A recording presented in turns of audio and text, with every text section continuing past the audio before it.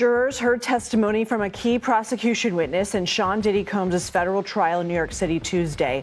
His ex-girlfriend and singer Cassie Ventura spoke about her 10-year relationship with Combs and the psychological, physical, and abuse she says she endured.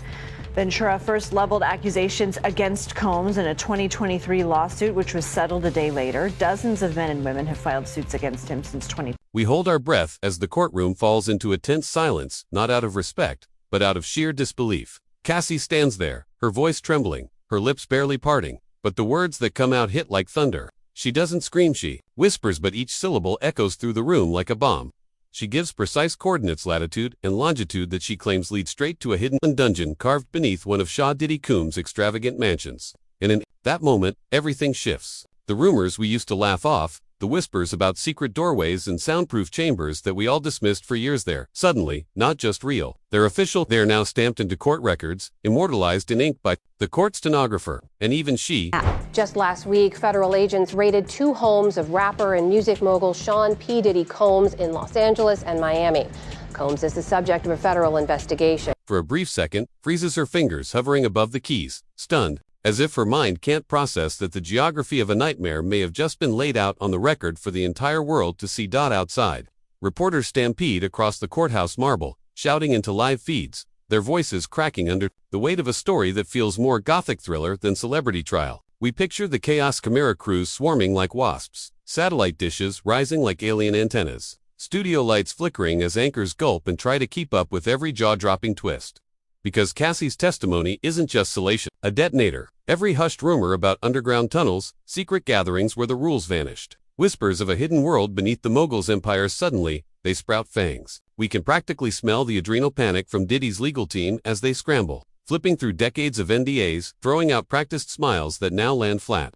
In that moment, the judge's gavel doesn't just drop, it explodes. The gallery gasps, the room airtight like shrink wrap. Far away, helicopters churn the skies over Diddy's estates. We imagine searchlights cutting across manicured lawns, technicians in tactical gear adjusting ground-penetrating radar, every beep, every scan, now a threat. Because Cassie didn't just say she suffered, she mapped it. She told us where the unimaginable might still be happening. And as we teeter on the edge of revelation, we feel the weight of secrets older than some of Diddy's platinum plaques.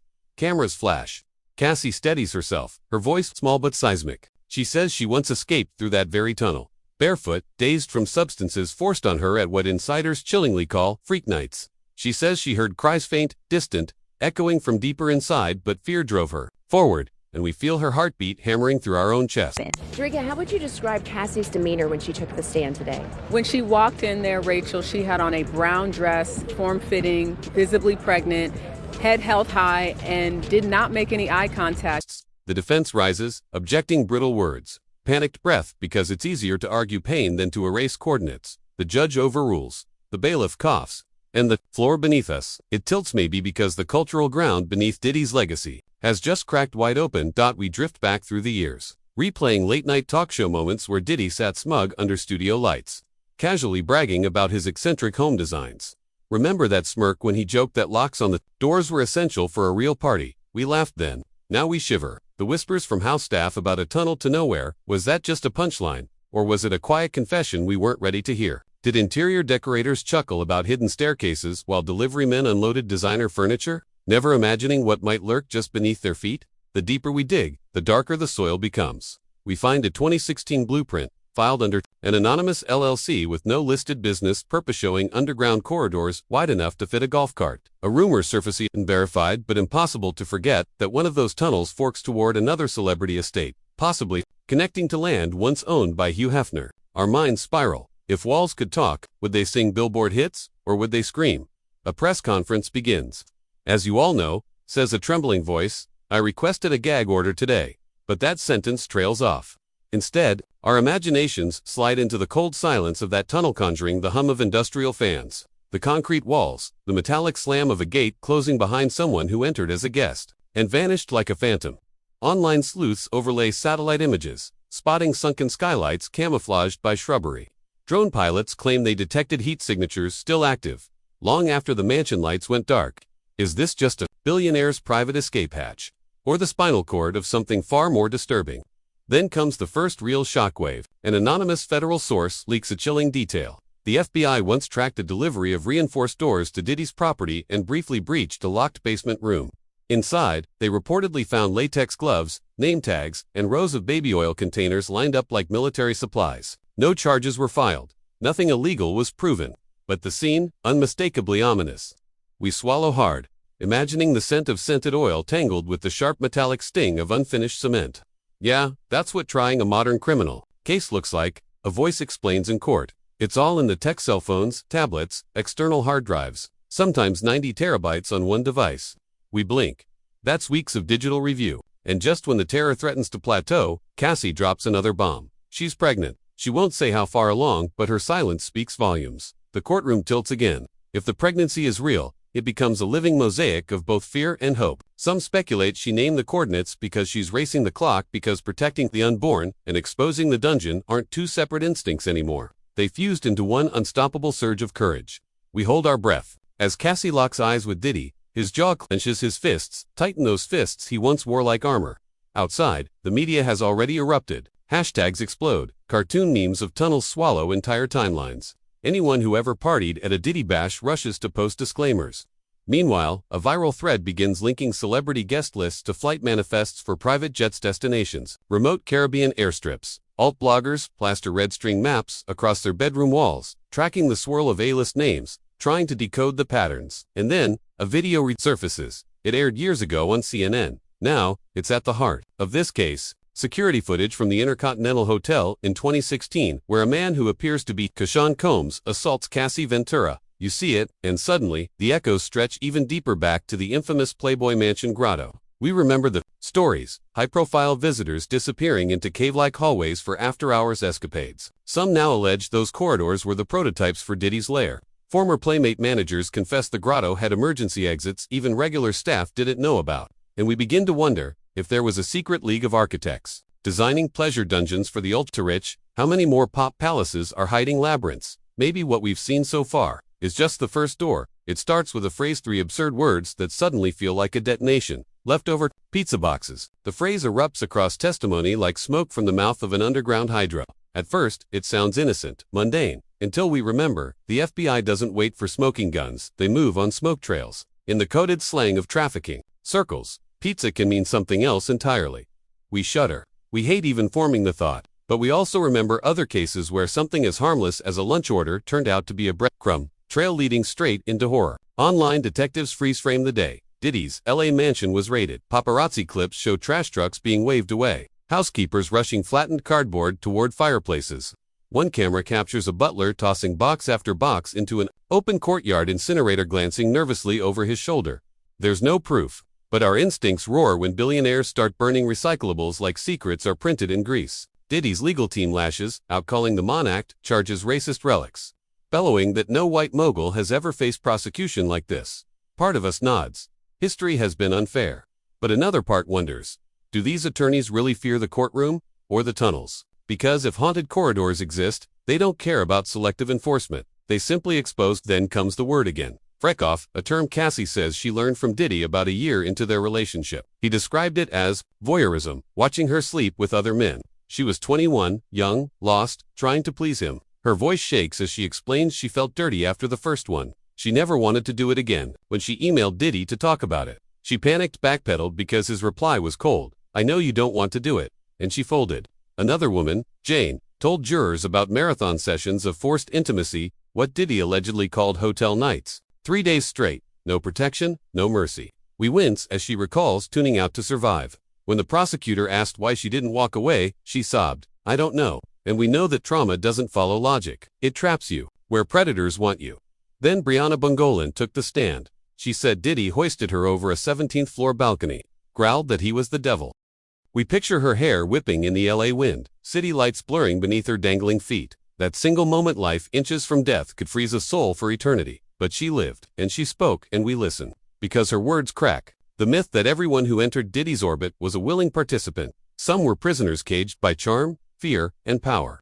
On day 22 of the trial, we see Diddy, the once invincible. The sketch artist captures him scribbling notes, not like a strategist, but like a man journaling confessions he never expected would surface. All I'm going to need you to do, he allegedly whispers, is get rid of all the leftover pizza. Boxers. That line drops into the rumor mill like a wrench into gears, and speculation begins to scream as the prosecution piles on texts, grainy hotel footage, and witness testimony. The defense brands the whole thing consensual misbehavior.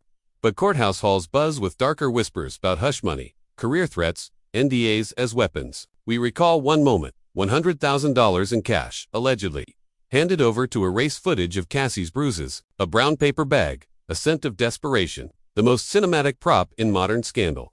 Still, we drift back to the tunnels because they remain the gravitational core of this story. A leaked blueprint and verified but irresistible shows a mirrored closet housing a descending platform elevator. It leads to a corridor marked pool service. But at the end of that corridor is a door labeled maintenance only. The rumor that it's a lie, that beyond the door lies a quarter-mile stretch under the lawn, ending in a chamber padded wall-to-wall. Was it a panic room, or a final stop for minors ferried from after-parties? Every theory leaves us queasy. Then another shock, Cassie's mother testifies. She says Cassie sent her an email in December 2011, right before Christmas. In it, Cassie claims Diddy threatened to release explicit videos. Threatened the man she was seeing. We imagine the holidays' winkling lights, family dinners, overshadowed by blackmail and fear. And outside the courthouse, Hollywood's power players begin to vanish, shrinking from the cameras, backing away from statements, turning their heads like they never saw a thing. Agents begin deleting decades of Instagram memories at parties, studio sessions, red carpet featuring Diddy, fashion brands quietly crop him out of old campaigns. The industry smells smoke, and it's already tiptoeing toward the exits. But we wonder, can they outrun a fire that may torch entire reputations? Because if even a fraction of these alleged tunnels link multiple estates, this scandal isn't just about one man. It could drag a constellation of new faces into its undertow. Then comes the bombshell. A press conference. Attorney Tony Busby steps up to the mics, claiming to represent over 120 alleged victims. He doesn't just hint, he promises evidence. Photos, videos, text messages. Some, he says, involve minors. As young as 9, he teases names that will shock you. And just like that, the wallpaper begins to peel. Enablers lose anonymity, like rotting drywall. Our minds start racing. Red carpet regulars, reality stars, charitable philanthropists soon. Some of them might be subpoenaed. While Busby speaks, reporters glance at their phones. Another bombshell drops. Diddy has filed a $100 million lawsuit against NBC over a documentary that exposes alleged tunnels and missing minors. He calls the film outrageous lies.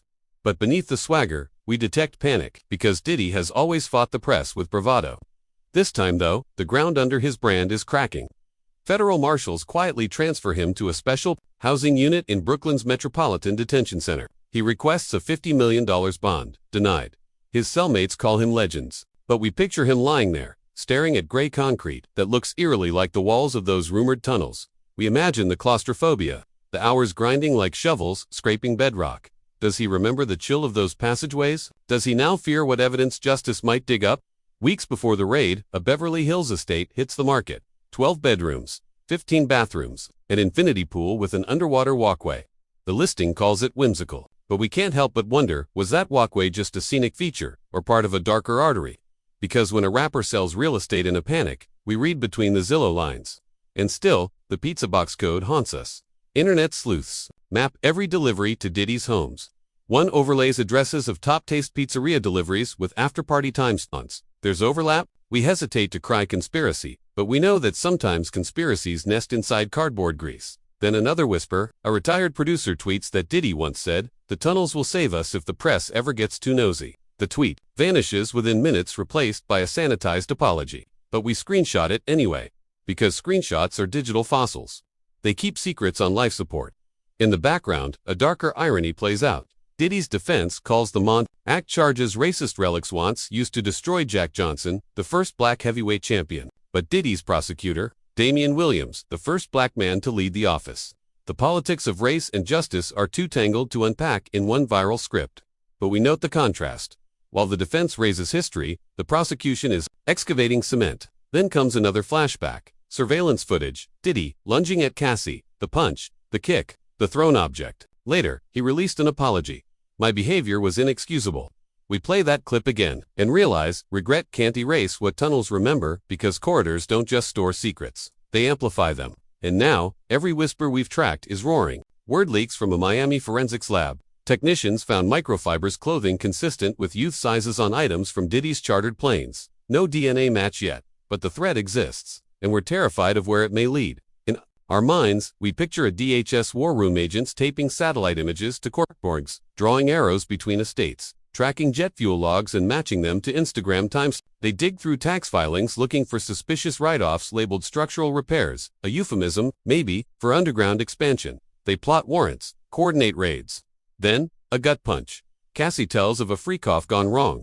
A movie premiere, approaching, a black eye blooming on her face. She waits until Diddy is distracted, maybe on the phone, maybe in the shower, before slipping away. And through it all, her coordinates remain, like radioactive embers on a map. One day, those numbers might become as infamous as what phone number, because if excavations begin, if cameras reveal hidden cells, every perfume sponsor still clutching his brand will vanish. Labels will purge. Discographies, streaming platforms will yank decades of music.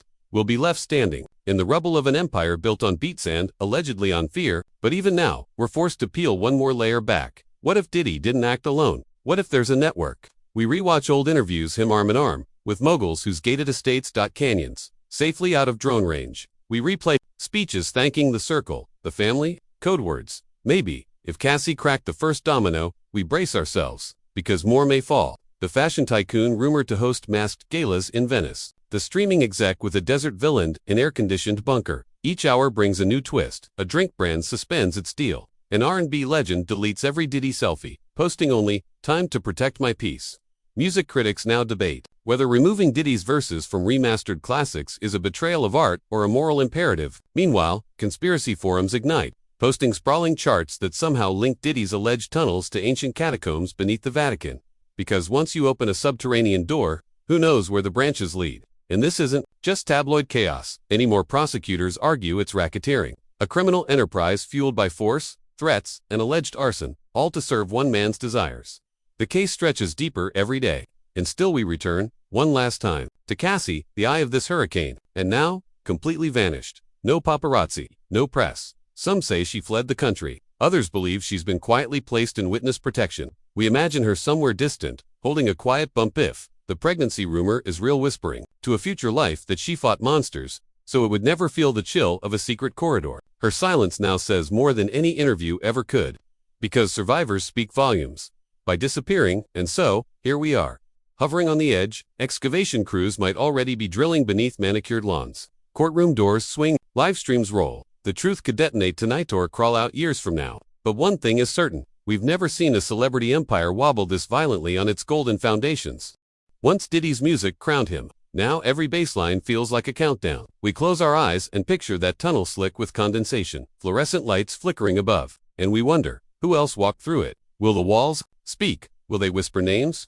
Because tunnels don't hire lawyers, they just release what time hasn't yet devoured. When he walked into the courtroom, they say he smiled at his family.